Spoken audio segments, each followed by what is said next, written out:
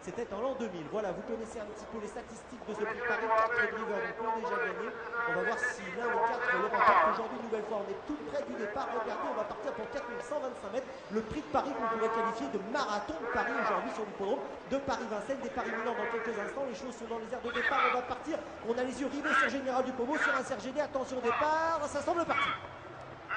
Allez, le départ est validé d'entrée de jeu pour ce prix de Paris 2002. Un CRGD parti extra à l'extérieur avec comme lire également. Grassano est bien parti au centre. On a également Egon Lavec où se trouve Général du Pommeau. Il est en 4e ou 5e position dans le sillage d'Egon Lavec alors que Galopin du Ravary a un petit peu concédé de terrain durant les premiers mètres, Pierre. Effectivement, Galopin du Ravary qui est à 3 longueurs du Vulcania qui est actuellement avant-dernier. Devant, c'est très bien parti pour Grassano qui prend la tête. Egon Lavec en 2e position avec comme lire à l'extérieur Héros du Rocher. Un CRGD bien parti. Il est en 5e position à l'extérieur, suivi par Hirosaka.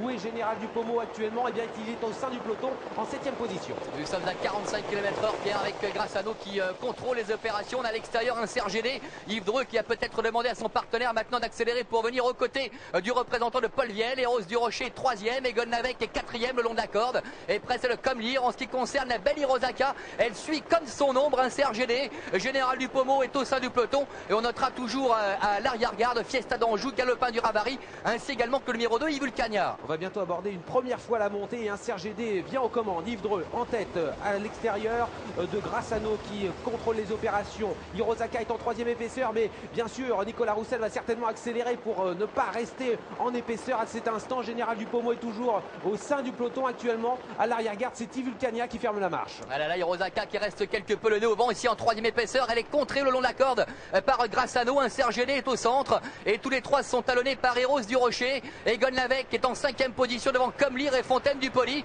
Général du Pommeau est au sein du peloton pour le moment en 7-8e position aux côtés du Tintébe. Alors que l'on note également Galopin du Ravary qui vient juste sur leur talon avec Zinzanbrücktur. C'est toujours Fiesta d'Anjou qui est à l'arrière-garde avec Yves Vulcania et Hirosaka qui voyage toujours en épaisseur, Pierre. Oui, on va toujours assez vite car actuellement Nicolas Roussel essaye de quand même prendre les commandes car il voyage toujours en 3e épaisseur. Ça se passe pas très bien pour Hirosaka malheureusement. Le long de la corde, c'est Grassano. Un CRGD est en 2e position. Hirosaka à l'extérieur toujours. Egon Lavec est plus loin avec Héros du Rocher. Général du Pommeau est en 8e position alors qu'on a, semble-t-il, un tout petit peu repris. Et on a repris avec un Grassano qui a vraiment un parcours idéal aujourd'hui. C'est un cheval qui est très dur. Il va peut-être durcir la course à 1500 mètres de l'arrivée. Un CRGD est à ses côtés. On a Hirosaka toujours le nez au vent avec à ses côtés au centre Héros du Rocher. Et puis Egon Lavec, le petit Comlire, seul 5 ans au départ de cette compétition, est en 5e position devant Fontaine du Poli. Jules Lepentier attend sagement son heure avec Général. Il est en 7-8e position et on passe devant les tribunes, Pierre. Oui, on va bientôt boucler le premier tour de chauffe avec Grassano, un CRGD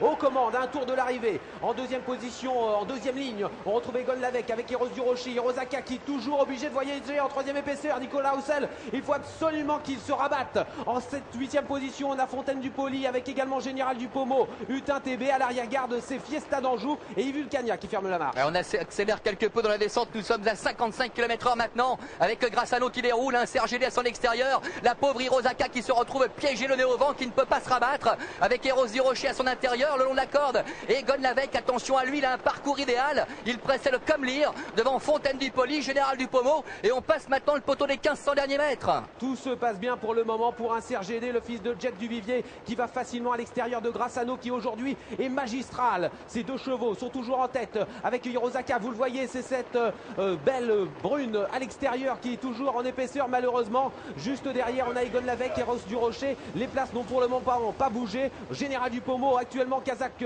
blanche et orange est actuellement en 7e position. On aborde la ligne pratiquement d'en face à pratiquement maintenant 1300 mètres de l'arrivée. Oui, Paul Viel et Grassano qui lancent la course maintenant. Un CRGD est en 2e position.